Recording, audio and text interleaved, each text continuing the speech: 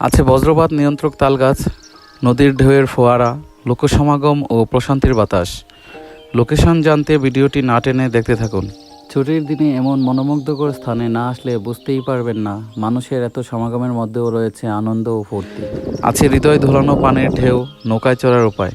মুরাদনগর থানা আল্লাহ চত্বর থেকে চৌমুহনী, সেখান থেকে কৃষ্ণপুর সিদ্ধেশ্বরী বাজার হয়ে প্রান্তি বাজার এসে পাঁচপুকুরিয়া যাওয়ার 5 কিলোমিটারের মধ্যেই পাহাড়পুর ইউনিয়নের মাঝাপাড়া ও লক্ষ্মীপুর গ্রামে হাজী সাহেবের প্রজেক্ট পার্টি এখন লেক পার নামে পরিচিতি লাভ করেছে।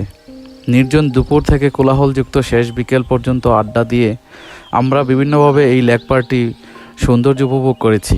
এই স্থান সম্পর্কে স্থানীয় এক ছোট ভাই বলেন,